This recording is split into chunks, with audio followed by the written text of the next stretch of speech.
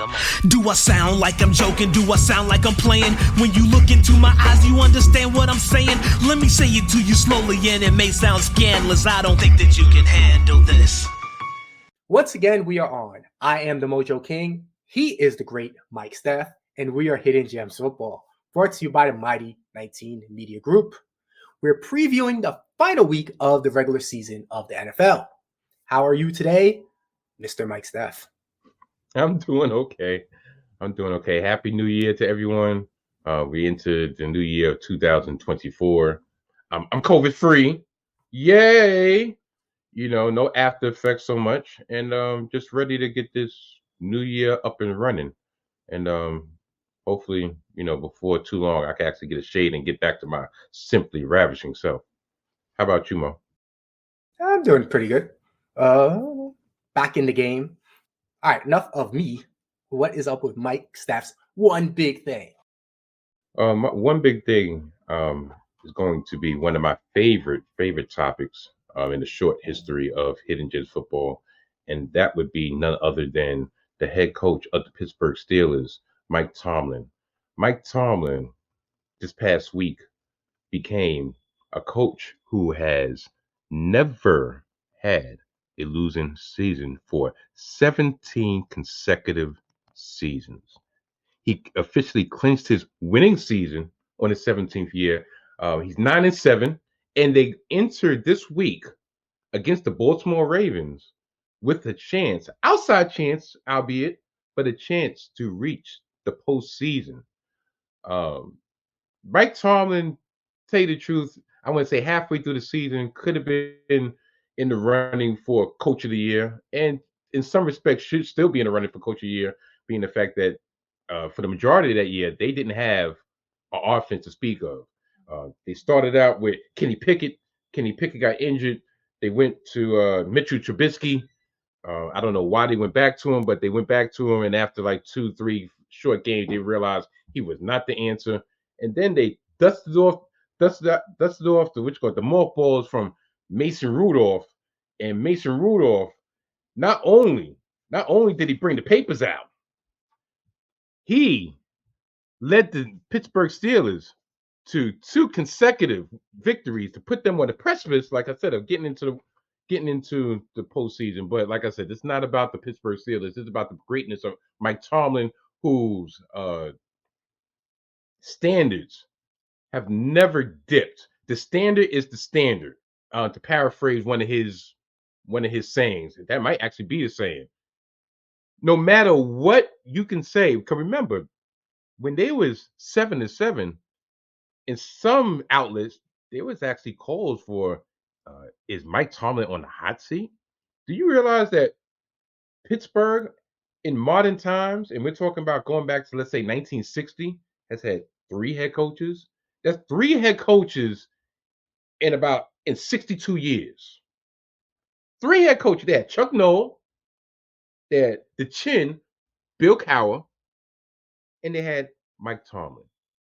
There was even talk about what kind of compensation would be deemed fair in trying to get the services of Mike Tomlin. There, they say they was looking in a different direction, but I think with this 17th season, 17th consecutive winning season or non-losing season, I think those worries have been laid to rest. And this is just really just a toast to the hat or a tip of the hat to Mike Tomlin. One of, if not, matter of fact, I won't say but one of the top coaches in NFL history, if you really want to think about it. And on top of the fact of, you have to look at Tony Dungy and Mike Tomlin as, I guess, the half of Mount Rushmore of black head coaches in the NFL.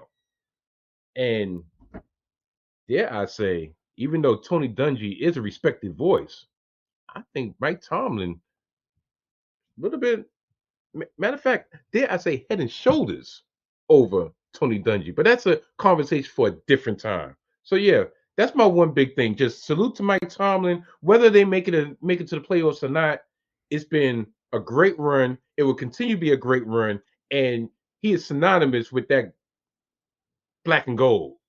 Black and yellow, black and yellow, black and yellow. Yeah, I'm dating myself. So salute to Mike Tomlin. I hated that song too. Ooh, I hated that song. I think that song came out when they eliminated my New York Jets from the AFC Championship game that year. Oh yeah, I hated that song. Wiz Khalifa. Yeah, whatever. Yo, what's up? I'm Desmond, and I'm the host of Hip to the Games, a podcast from 19 Media Group, where the brilliance of basketball and hip-hop's past and present is genuinely appreciated.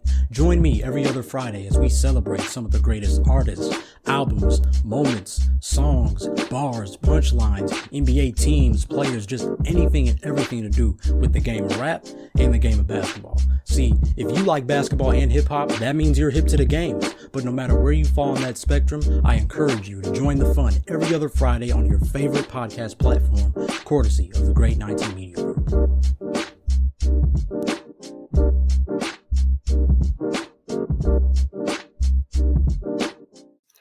All right. We're gonna head to the Saturday game, the Saturday night game. Before we do that, a quick message to the audience.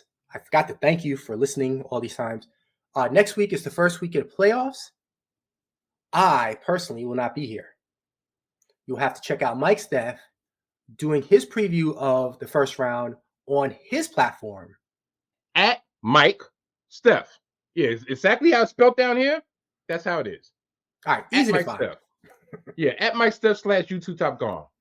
Or just search Salty Thoughts of Mike Steph. And I'm quite sure I'll have in big, bold font Hidden Gems Football Edition, which would be very, very interesting. But I will stay true to the spirit of Hidden Gems Football. I'll just put my little twist on it. It's just going to be funny. Right, Saturday night. The Houston Texans are facing the Indianapolis Colts in Indianapolis. Both teams are 9-7, and both are looking for a playoff spot. The winner is in. The projected total is 47.5 points. Houston on the road is 1.5 point favorites. That means Vegas is predicting this game to be 24.5 for Houston and 23 for the Colts. Looks like it'll go down to the wire. As far as injuries, Houston has a list of them as far as their wide receivers. Noah Brown left last week with a back injury. Robert Woods left last week with a hip injury. And Tank Dell is on injured reserve.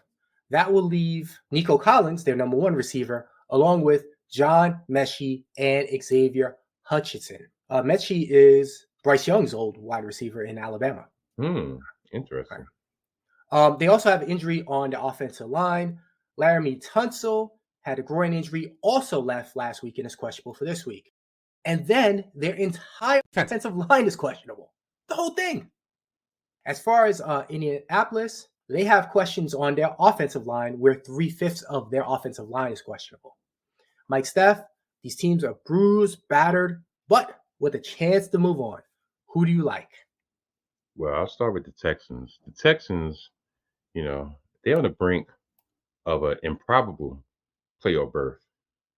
They got rookie sensation C.J. Stroud back last week against the Titans after missing the previous 2 games due to a concussion. Now, no one, including myself, even though I was actually high on them this season, I thought they were going to be a very improved team, even if the wins didn't correlate with the improvement. But no one thought they'd be in this position at the beginning of the season, which is why, to me, D'Amico Ryans has to be Coach of the Year this year.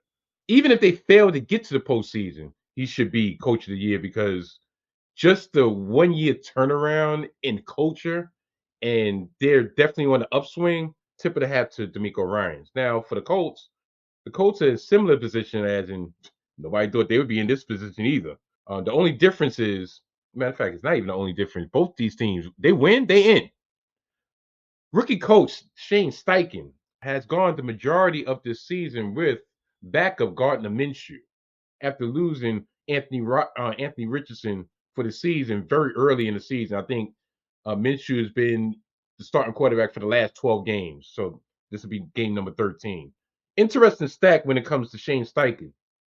Shane Steichen is the 5th straight head coach for the Indianapolis Colts, who's in their inaugural season, their first season as coach, ends the season with a winning record. Because even if they lose, they're going to be 9-8. They're 9-7 right now. Now, listen to these names. You have the aforementioned Tony Dungy, Mr. Cardwell, Chuck Pagano, and believe it or not, Frank Reich. And I believe, if I'm not mistaken, all four of those coaches not only have winning seasons, but made the playoffs in their first season. Will Shane Steichen be the fifth? We don't know. So when it comes down to this game, it's pretty much a pick 'em. Like I said, winning it in. And just for the fact that I'm such a believer in CJ Stroud, and this has nothing, this is nothing scientific about it, I'm gonna go Houston. Houston for the victory. That 1.5. Look, if you're choosing them to win, then that's the spread. Now, as for that over under 47.5, I think this might be a shootout. But at the same time, both teams are so banged up. It makes me lean on the under because of the ability to protect their respective quarterbacks. But at the same time, both these teams do put points up. So being the fact it's a win or go home game for the most part, I'm gonna go over. So Houston for the victory, and for the over under, against my better judgment, I'll go over. Yeah, this game is a pick 'em for a reason. These teams look very even to me, and then there's so much questions about the line, and I think that may end up being the deciding factor. Will Houston's defensive line, how many of them will be able to show up, and will 3/5 of Indianapolis's offensive line show up or not? Because if that offensive line is not intact, I think that it will be a big problem for Indianapolis. If they are there, then you got Jonathan Taylor running, and I think that opens up for Minshew a little bit more. Going with the idea that everybody's going to play, out of those linemen, I think Stroud being back is a big advantage for Houston. They looked good, obviously against Tennessee, not the toughest competition, but the Stroud looked really good. The team looked really good behind him. So I am going with Houston as the road favorites. I think they'll win it. And then the over-under, I'm right with you. To me, it seems pretty spot on. Like, I wouldn't be surprised if it's a 24-23 game, which is basically what they're predicting. I'm going to go under just because I see 21-24. But I'm probably not going to bet that. I think I will bet Houston, though. Yeah, it seems like I don't know. I wouldn't say a safe bet, but I think it might come down to which quarterback do you trust in the big spot? Yes, I know CJ Stroud is a rookie, but he has not played like a rookie whatsoever. And if it wasn't for those 2 games that he lost due to concussion, I was going to say 2.5 games he lost due to concussion, the stats, which are astounding as is, probably be even more impressive. And he has never shrunk in the shining light. So I think I trust CJ Stroud over Gardner Minshew in the big spot. Yeah, I agree with you. My only problem with that scenario and worried about the bet a little bit is that Minshew does have his moments. And if this game happens to be one of his moments, Indianapolis might be unstoppable. Hey, what's going on? All right, up next, we have another game that matters as far as playoffs. The 7-9 Chicago Bears are heading to Green Bay to face the 8-8 Packers. The Packers need to win this game. They win, and they are in. Vegas has Green Bay as 3-point favorites, and the total projected to be 44.5 points. That means that Vegas is saying that the Chicago Bears will score 20 in 3 quarters, while the Packers score 23 in 3 quarters. As far as injuries, Chicago comes in pretty healthy from last week. The biggest questions are Darnell Mooney, who was out last week with a concussion, and Jalen Johnson, the cornerback, left last week with a shoulder injury, and he is also questionable.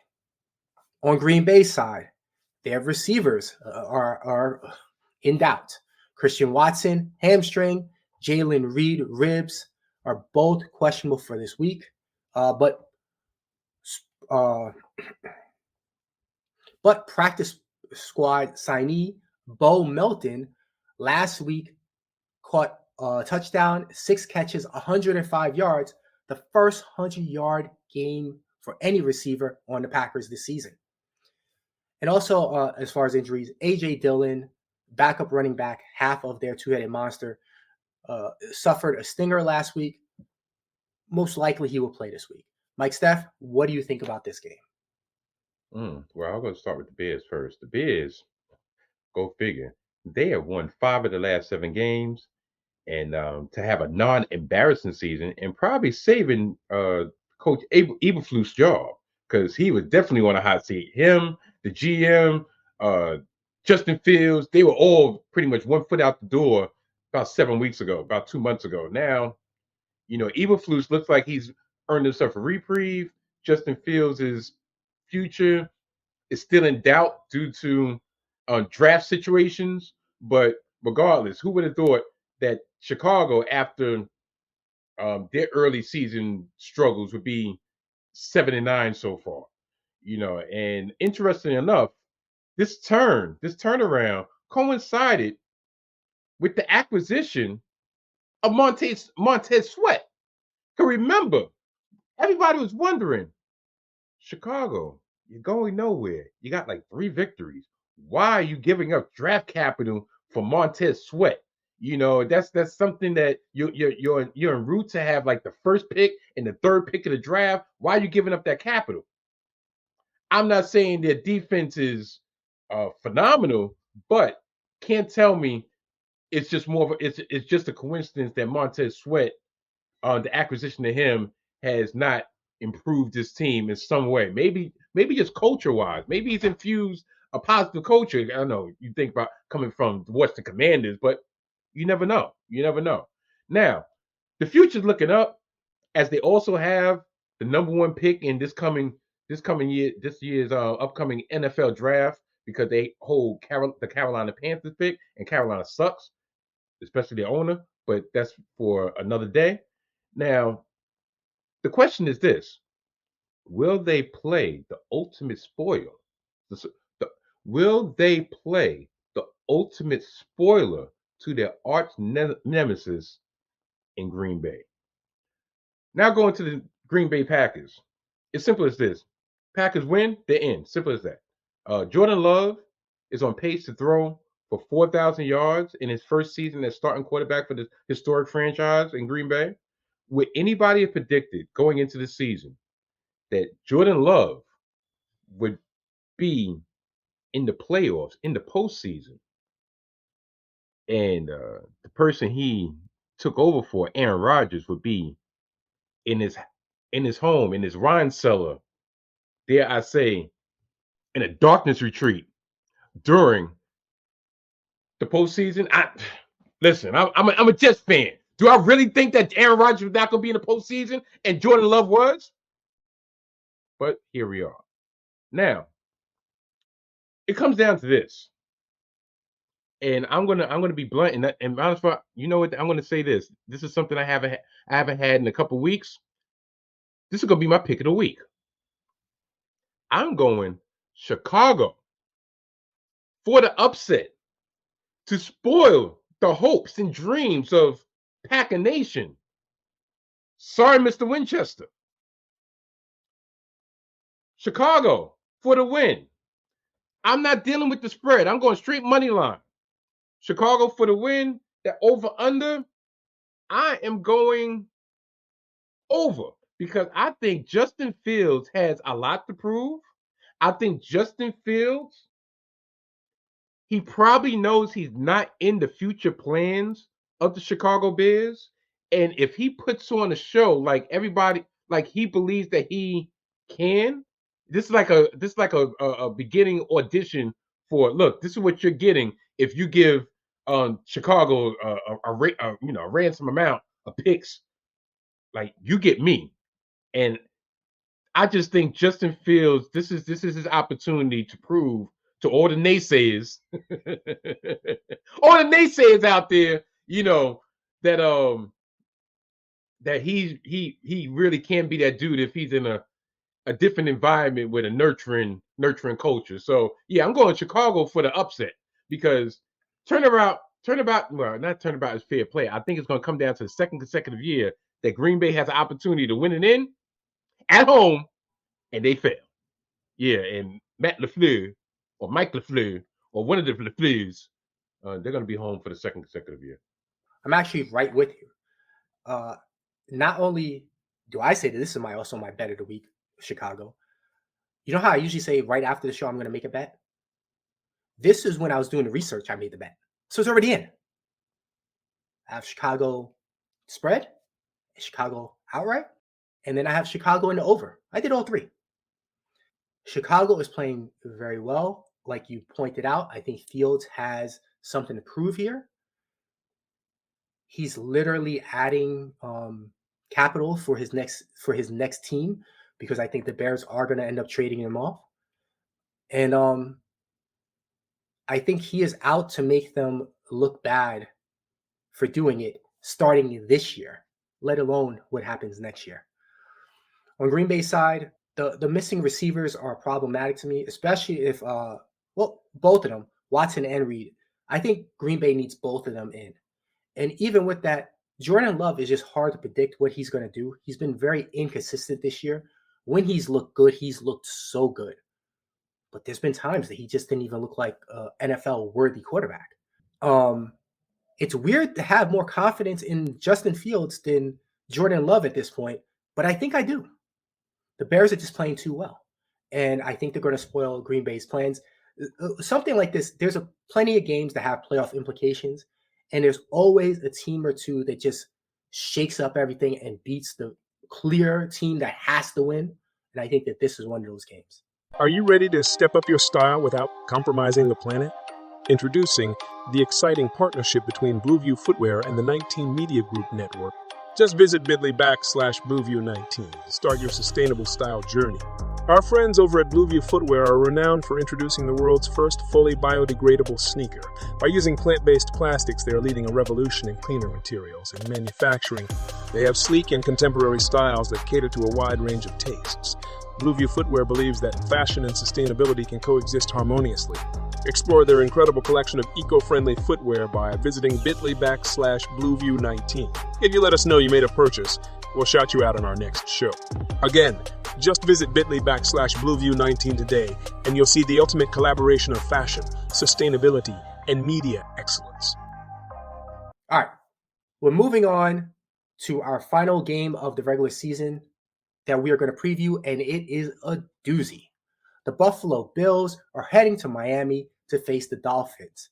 The 10-6 Bills are 3-point favorites over the 11-5 Dolphins. Vegas has the total projected out to be 49.5 points, which means that Buffalo will score 26.25, while Miami scores 23.25. As far as injuries, Buffalo comes in from last week very healthy, except for Josh Allen has a neck issue. He says it's not going to stop him from showing up. He's playing this week. On Miami's side, they have some issues themselves. Bradley Chubb is out for the season. Their big pass rusher. He tore his ACL last week. Cornerback Xavier Howard is doubtful with the ankle injury. He got carted off the field last week. On the offensive side, Tua, Raheem Mostert, and Jalen Waddle are all questionable. Tua is expected to play. He had a shoulder injury sliding into on a fourth down play. He slid in to try to keep himself safe, not get hit, hurt his shoulder. Raheem Mostert was out last week with the ankle and knee injuries. He's expected to come back this week in this must-win. And Jalen Waddle is out, and he's very doubtful for the game. I think he's not going to play. Mike, Steph, what do you think about this game? Who wins the AFC East? And it's not the Jets. That's crazy. Just one last parting shot, right? Had to do it, man. I get it. I'll take it in stride. Now, Buffalo. That news you told me about Josh Allen with his neck, that is concerning, because I don't know how long he's been dealing with this injury, but 2 of the last 3 weeks, his stats, even though albeit in wins, has not really been great. I mean, last week he completed like 50% of his passes for like 160, 170 yards. That victory against Dallas, he was like 7-16 for 95 yards or something like that. And everybody was like, ooh, Josh Allen, the man. I'm like, yeah, that wasn't really him. But I'll say all this. Buffalo needs this win more than Miami. Miami already has clinched a playoff spot. Would it be great for them to win the division? Yeah. But with all the injuries you just laid down and being the fact they already clinched, not saying that they're going to go half speed, but it's not a necessity for Miami. Buffalo, pretty much, they win. Not only do they win, not only are they win the division, but they're in the playoffs. They lose, there's a big possibility they don't make the playoffs. When they was at 6-6, everybody said for them, in order for them to make the playoffs, they need to win out. They've done so far. Also, Miami has only won one game against a team over 500, and that was against Dallas, in which, tell you the truth, they won that by the skin of their teeth. Last week, in the conference showdown in Baltimore, and I'm going to pat myself in the back because I called it. I said they were going to go to Baltimore, and Baltimore was going to whoop their ass. Excuse my French, but that's what they did. 56-19. And not only that, like you said, they lost their starting cornerback, and they lost Chubb.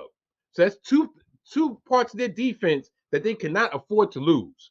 Jalen Ramsey can only do but so much. And tell you, like I said, I think he's overrated anyway. So with all that being said, I think I hate Miami more than I hate Buffalo. So I'm gonna go Buffalo for the win. Buffalo with the spread, and that over under. I think they're going under. All right. I think I agree with you, but I'm not 100% sure I agree with you on the Buffalo needs it more. The reason is because you are right about the scenarios. Miami's already in. Buffalo needs to get in the playoffs. But after the butt whooping that the Dolphins just took from Baltimore, I don't think it's going to be a good look if they lose to another playoff team, another contender, who ESPN right now has Buffalo as the second best chance to make the Super Bowl in the AFC. Not the Dolphins, but the Dolphins have a better record, and they're at home this week. Yeah, but Buffalo have win the division, so they'd be a division winner. So I have the 2 seed. If they win, but right now they are not. Yeah, that's what I'm saying. If they win, yeah. So that's why I'm kind of like, I get it. Honestly, I agree that I think Buffalo has the best chance to upset Baltimore out of anybody in the AFC, but we're not in those previews yet. I think Miami has to show something here. And if they don't, I think they're going to limp into the playoffs, and they might limp right back out of the playoffs right after it. By the way, speaking of people not playing well, Tyreek Hill has dropped a touchdown the last two games. Are we going to keep doing that, or are we going to catch the ball? No, you're going to keep on dropping it. That's karma. Jit. With that said, I hate predicting Buffalo. I say that every week we talk about Buffalo. Who knows what team's showing up? But all signs lead towards Buffalo. So I'm going to side with them. The 3 points, yeah, I think if they win, they should win by more than 3. Like, I wouldn't be very surprised if they blew Miami out, to tell you the truth. They did so early this season. They blew them out at home. And this Miami team looks little damaged goods right now. Of course, they come out and they beat Buffalo, and then I'm going to look silly, but it is what it is. I'm hoping for a good game. I think Buffalo should win it. And the over-under, I have nothing to say about it. I'm just going to watch this game. I'm not even betting. Shoot, I think it's going to come down. It's going to come down to Sunday night. Like, all right, if I get a win, if I get a profit, I'll leave this game alone. But the way things have been happening for me, I've been doubling and tripling down, which, I think I might need to call that 1-800-GAMBLER. I'm so glad I don't really go overboard with the amount that I bet, because if not, I think I would have a problem. All right, Mike Steph, before we head out, are there any other games of interest for you? Okay, I got 3, and I'm going to run them down real quick. The Tampa Bay Bucks at the Carolina Panthers. The Bucks lost last week and wasted the opportunity to clinch the NFC South, but they have a second chance this week. The Bucks are in with a win over the 2-14 Panthers. Spoiling the Bucks' division plans would be a nice way for the Panthers to end their miserable season. Now, the Atlanta Falcons and the Saints will be rooting for Carolina, because if Tampa Bay loses, the winner of the Saints-Falcons game would be the NFC South champs. And the Saints can also get a wild card with the win and losses by the Packers and the Seahawks. The second game would be the Philadelphia Eagles and the Washington Commanders. The Philadelphia Eagles' stunning loss in Week 17 to the Arizona Cardinals changed the NFC East race. The Cowboys can win the division with a victory over the Commanders. That would be huge for this Dallas team, and that has been much better at home than on the road this season. But the Eagles can still win the NFC East, but they need help from the Cowboys with a loss, and they need to beat the Giants. The NFC East champ will be the number 2 seed unless they both lose, and the Detroit Lions beat the Minnesota Vikings. The Lions should be the 2 seed already if it wasn't for that asinine call by the refs. Now, the last game would be the Jacksonville Jaguars at the Tennessee Titans. The Jaguars will win the AFC South with a win, and that's the easy part. Now, if the Jaguars lose, the winner of the aforementioned Texans Colts game will take the division. Jacksonville isn't a guaranteed a wild card spot either. If the Jags lose, their only path to a wild card spot would be a Steelers loss, a Broncos loss, and the Texans and Colts not ending in a tie. If the Steelers win on Saturday, or the Texans or the Colts tie, the Jaguars know they'll be in a win and in scenario against the Tennessee Titans. And yeah, those are 3 big games of interest, because I done laid out a lot of playoff scenarios. Hopefully I didn't go too fast for you, but guess what? I'm quite sure y'all can keep up. Yeah, you ran through everything. I have nothing to add. It's a very exciting week this week. So many games matter. Hope Pittsburgh wins to keep the pressure on Sunday. All right, Mike Steph, take us home. All right, this has been a jam-packed edition of Hidden Gems Football. Once again, I would like to wish everybody a Happy New Year. Also, once again, please tune in, because next week, the boy Mo will be on his vacation, but that doesn't mean Hidden Gems Football is going on vacation. We're just going to have a temporary different location where we're going to spout. This couch is going to be the same. That picture is going to be the same, and this face is going to be the same. It's just going to be a little bit different. Check out the Salty Thoughts of Mike Steph Podcast, which I'll have a Hidden Gems Football edition where I will go over the whole weekend slate of NFL playoff action with the wild card games. You can check me out on the YouTube page of Mike Steph. That's at Mike Steph. And yes, listen, I'm not going to try to reinvent the wheel. It'll just be a different location. Might be a little bit longer, because as longtime listeners of my podcast know, I don't edit a darn thing.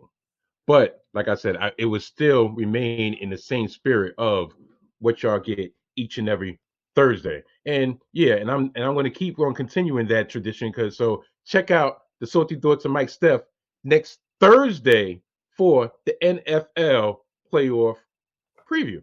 Yeah, just check in. You trust me, you'll love it. With all that being said, yeah, because the head of the table will be in effect. Hidden Gems Football. You've been a part of that. Goodbye. Bye, folks. Yeah. This is a 19 Media Group presentation. I could take something. I could take it right on the jaw. It doesn't matter to me. Brought to you. Time out. What happened? I ain't no damn Donnie O. Because I'm just making a big old mess over here. And I'm quite sure this will all be edited out. Maybe not. Are you okay, Michael?